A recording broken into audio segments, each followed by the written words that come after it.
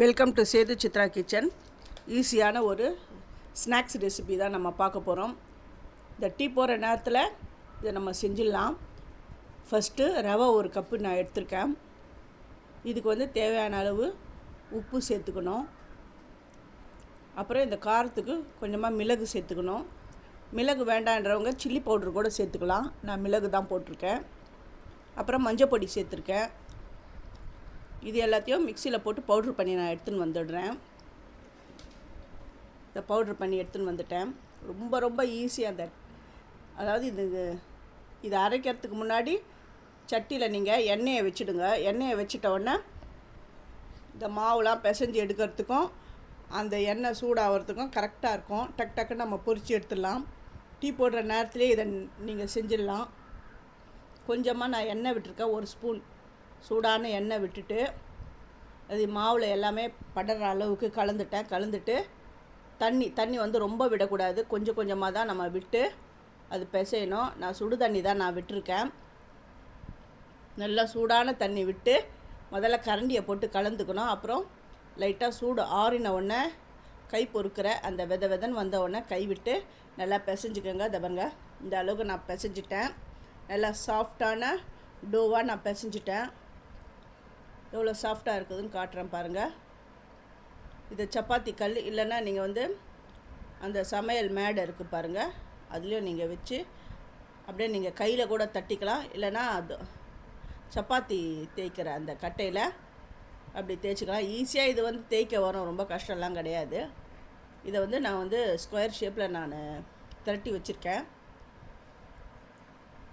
ஈஸியாக இதை கட் பண்ணலாம். அந்த லைன் கோணலும் மானலும் வரக்கூடாது அப்படின்றதுனால அந்த நீட்டாக அதை பார்த்து நான் கட் பண்ணுறேன். உங்களுக்கு தேவையான ஷேப்பில் நீங்கள் வந்து கட் பண்ணிக்கலாம். ஸ்கொயராகவும் கட் பண்ணலாம். நான் வந்து டைமண்ட் ஷேப்பில் நான் கட் பண்ணுறேன். இந்த பக்கம் எண்ணெயும் காஞ்சிட்ருக்கு. இதை கட் பண்ணிவிட்டு அப்படியே எண்ணெயில் இதை போட்டு பொரித்து எடுக்கலாம். இந்த மாவுலாம் ரெடி பண்ணுறதுக்கு முன்னாடியே சட்டியில் எண்ணெய் வச்சுடுங்க.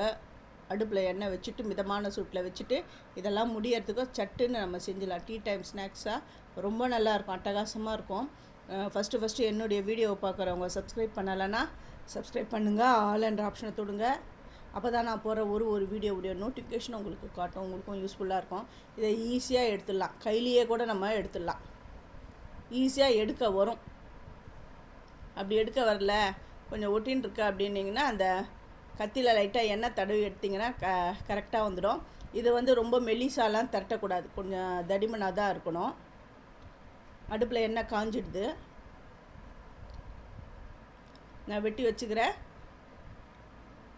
இந்த ரவை கலவையை அதில் நான் சேர்த்துட்றேன். அந்த டைமண்ட் ஷேப்பில் இருக்கிறது இதில் நான் சேர்த்துட்டு நல்லா பொரியட்டும். இது வந்து ஒட்டின்னு இருக்கா மாதிரி தான் இருக்கும். எல்லாமே ஒன்று சேர்ந்து வரா மாதிரி தான் இருக்கும். நம்ம கரண்டியை விட்டு இப்படி பிரித்து விட்டோம்னா அது தன்னால் பிரிஞ்சிடும். வேக அந்த கரண்டியை விட்டு நீங்கள் அப்படி பிரித்து எடுத்துடலாம்.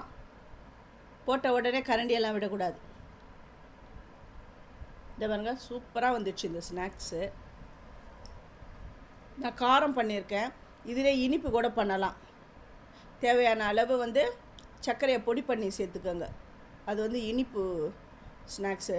இனிப்பு ரவை பிஸ்கெட்டுன்னு சொல்லுவாங்க அதை. இதுவும் நல்லா ஃபஸ்ட்டு நல்லா செவந்துடு எடுத்துட்டேன்.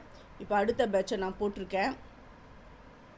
சட்டுன்னு இதை செஞ்சிடலாம். பசங்க ஸ்கூல்லேருந்து அப்படி வந்தபொழுது அவங்க ட்ரெஸ் மாற்றுறதுக்குள்ளே இதை செஞ்சு எடுத்துடலாம். நீங்கள் சூப்பரான ஸ்நாக்ஸ் ரெடி ஆகிடுது. இந்த ரெசிபி உங்களுக்கு பிடிச்சிருந்தா கமெண்ட் பண்ணுங்கள், லைக் பண்ணுங்கள். லைக் பண்ணுற அதில் ஹைப் கொடுங்க. உங்கள் ஃப்ரெண்ட்ஸுக்கும் நீங்கள் ஷேர் பண்ணுங்கள். எப்படி வந்திருக்குன்னு பாருங்கள். வெளியில் நல்லா கிறிஸ்பாக இருக்கும், உள்ளே நல்லா சாஃப்டாக சூப்பராக இருக்கும். இதை செஞ்சு பார்த்துட்டு எப்படி இருந்ததுன்னு எனக்கு கமெண்ட் பண்ணுங்கள், ஹைப்